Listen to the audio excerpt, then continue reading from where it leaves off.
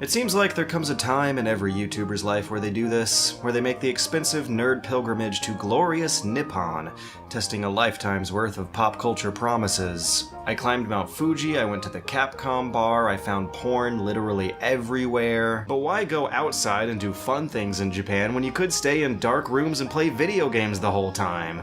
Japan is a nation of trains. Japanese people really freaking love their trains. And when you look at how trains intersect with and contribute to the strength of their economy, you can start to understand why. Trains and train stations are everywhere, to the point where if you overlaid the maps for all the different rail lines that service Tokyo, you'd have a map with almost as many intersections and transportation arteries as an actual road map of Tokyo. This creates cities with incredibly walkable layouts where what would be dingy, neglected back alleys in any other part of the world are fully developed mixed-use streets in any big city of Japan, trafficked by a majority of pedestrians rather than vehicles. Combine that with a cash-based economy that issues really high-value coins. Seriously, this 500 yen coin is worth like $4.50. You can actually buy a lot with just this one coin. And you have thousands of small independent retail businesses catering to all that foot traffic jingling around all that expendable chump change. And thus, you have vending machines everywhere and convenience stores that have actually good food. And my theory behind why Japan is one of the last places on Earth where coin-op arcades are still a bustling business. To the point where a grocery store in Hiroshima, 500 miles away from Tokyo, has an entire basement level that's just an arcade. But paying the rent and overhead cost of dense Japanese retail space means having to appeal to ordinary people, and right now, ordinary people seem to really like prize grabbers. Oppressively rigged prize grabbers, where any contribution you make to the system is a mere implication that you're trying to grab the prize rather than an actual attempt to grab the prize. Real close though. But I digress. Walk past the prize grabbers and soon you'll find an arcade for weirdos like us. An arcade where the Technicolor dream of the cyberpunk 80s is still alive, where a kid can walk in with a pocket full of coins and leave with a dream, and not much else, really. Believe it or not, arcade games have microtransactions, really long tutorials, and progression tracking mechanics now. I love U-Beat. I first encountered it at a con in America, and it's still all over the arcades in Japan. It's a brilliant little rhythm game where the issue of syncing your hands on a controller with a stupidly fast lineup of on-screen button prompts is solved by making the screen your controller. A diverse demographic of Japanese gamers really love these music games. They were consistently the most crowded rooms outside of prize grabbers, but they've always been a bit too manic for me. Except for U-Beat. U-Beat rocks. But it makes you play through a dumb 40-second tutorial with every play, unless you buy Konami's stupid little $5 e-amusement card and register that to an online account. You'll see emblems and meters pop up and shrink away and fill the screen with ads for this card instead.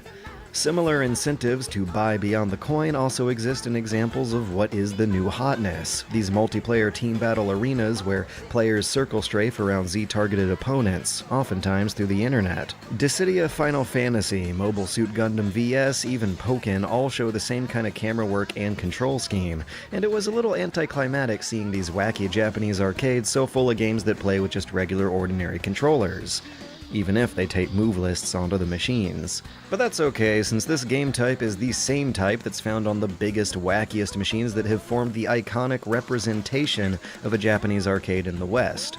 Gunslinger Stratos merges light gun shooter with third-person shooter by tacking a couple analog sticks onto those guns. But it goes further. Boy, does it go further.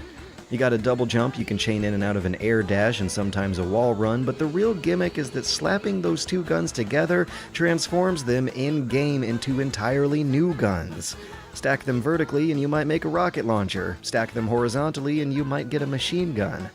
I've always been a sucker for controller gimmicks, and this stuff just takes the cake. You are striking poses here that make anime real. You are reifying the bombastic flashiness of what's happening on the screen in a way that just feels good. You're also juggling around special meters that you can spin in two different ways against destructible environments with character-specific abilities and team combos for a multiplayer deathmatch, if you have the card. It's bots only otherwise.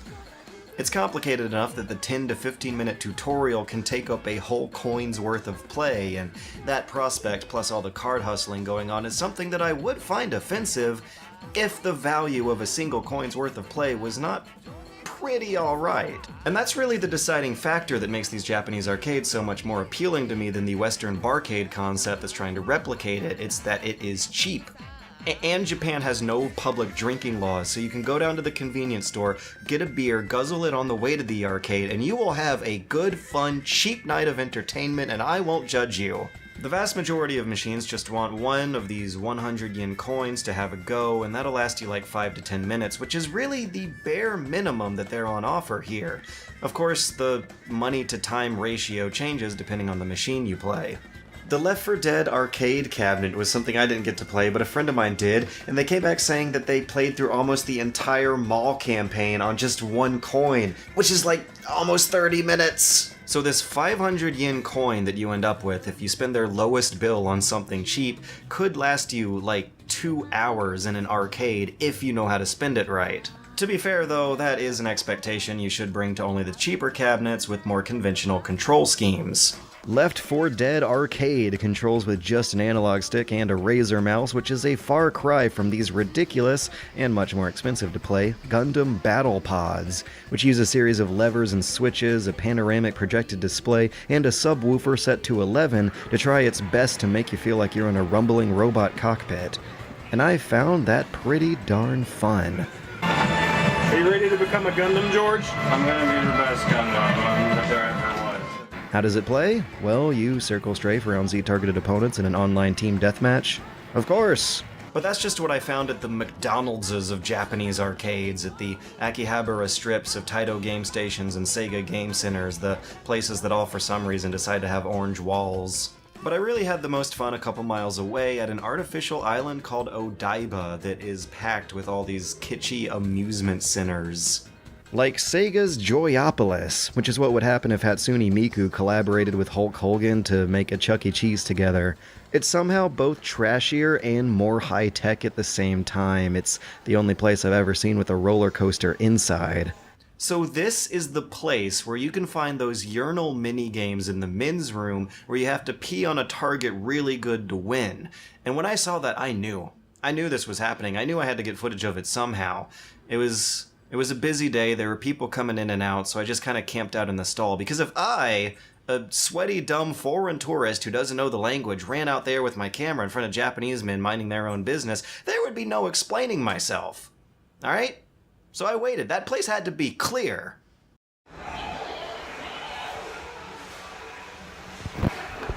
And there you have it. Video proof that urinal games exist somewhere in the world. What's easier to swallow were these tilting, swerving Initial D cabinets made out of cars, which is really the end point of all racing video games. You can't evolve past this. This is the logical conclusion of every racing arcade simulation setup. By hydraulically lifting an actual car in front of your video games and tossing you around in it. You're shifting your body weight against the weight of the actual car you're inside to keep your orientation as you drift corners. You feel this giant machine speed up and slow down underneath you as it shifts in and out of gears. You narrowly weave in between obstacles with an actual sense of the dimensions of your vehicle. And that level of physical involvement really steps things up a notch, which is neat. Except it gets even worse. You know, it's over. It's done. Video games are through.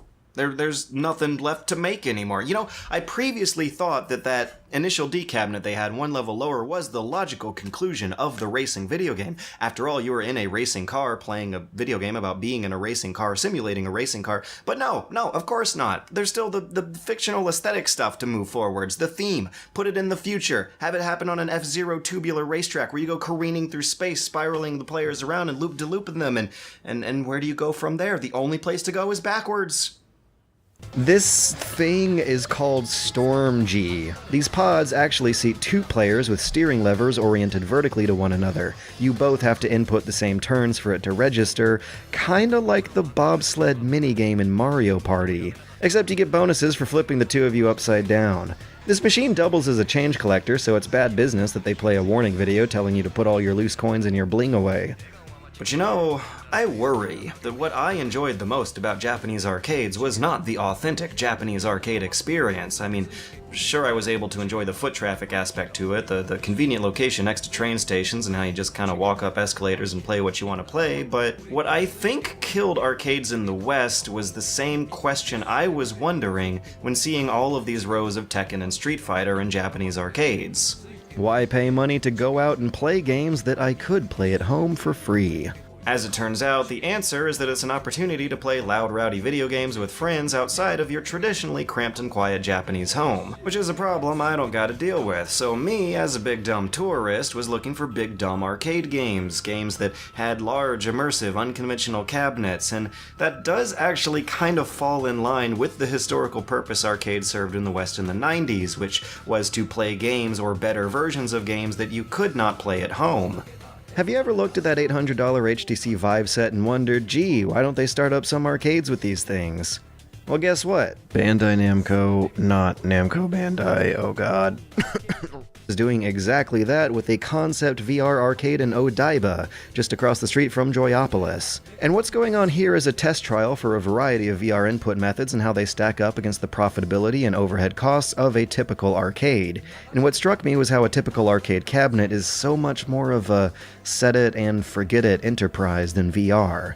The VR Zone Project ICANN, which is this place's actual name, is buzzing all over with staff, who have to carefully walk players through every single game. Between the two of us, me and my buddy played 4 of them. I didn't play this one, but was told that this Gundam thingamajig is kind of more of a VR movie than a game. I tried out their version of VR skiing, which did a good job of conveying the vertigo of sliding down a steep mountainside, but I couldn't shake the feeling that I should have been able to pizza with the foot pedals that are permanently stuck in French fry mode. They had a bloody hospital-themed horror game with totally not Silent Hill artwork that did a good job of spooking the crowd, but felt a little underwhelming to me for a couple reasons. In this one, you are strapped to a wheelchair controlled by a joystick, which is a clever way of mitigating the balance VR has to strike between restricting the player's limb movements and greatly liberating the player's head movements. I'm sorry, there's no footage of this game on the internet and there's no way I could capture it in person, so you just gotta use your imagination. You have a joystick on your wheelchair IRL that does go forwards, backwards, left and right, but once you're in the game, it only goes forwards, so it's kind of turning that concept of a VR turret shooter into a VR rail shooter, which in my book isn't a whole lot of progress.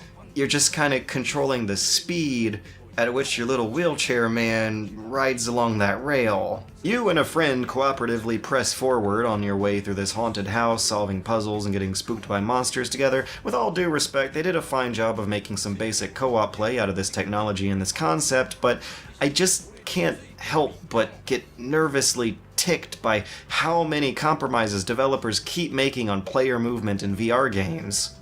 I have played traditional first-person games in VR with the stick that you move with, and life went on. It was fine. I didn't experience any of the motion sickness or disorientation that you keep hearing developers talk about when they make these compromises, and I just really wish that a lot of VR games would look backwards and let you use WSAD or a stick to frickin' walk around. Just release one flagship game with that control scheme and see what happens. Just try it.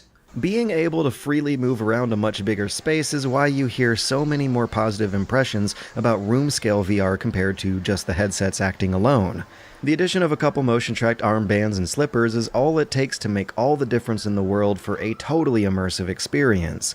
Bandai Namco's signature exhibit for this place is called Fear of Heights, a room-scale experience where the room is a wide-open city skyline atop a skyscraper, and the objective is a stuffed cat. Your obstacle? A plastic plank that staffers occasionally shake underneath you. And that one got me. That one got me really good, and it's weird to think that that might have actually been the most amazing experience I had out of any of these Japanese arcade-style business establishments. I wasn't convinced that I was at the top of a skyscraper balancing on a tiny little plank, but I did feel a terrifying, tiny, instinctive urge of self-preservation somewhere in the folds of my brain that really, really did not want to see what that fall looks like, even if it was just a game.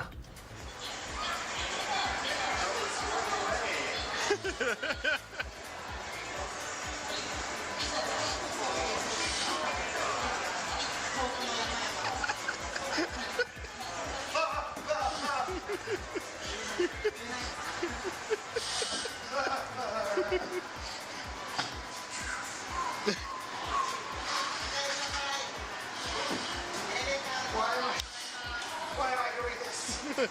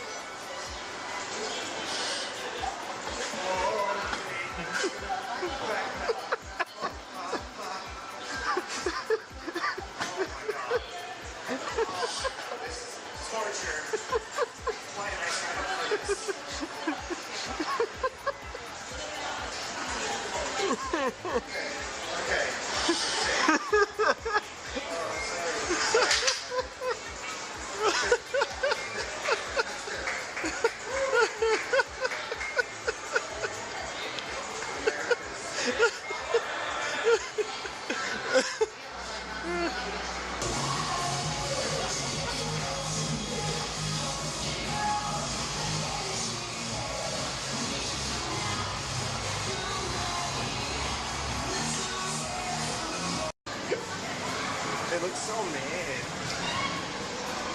George, why are you so mad? I'm sad because I'm a humanity. I didn't end up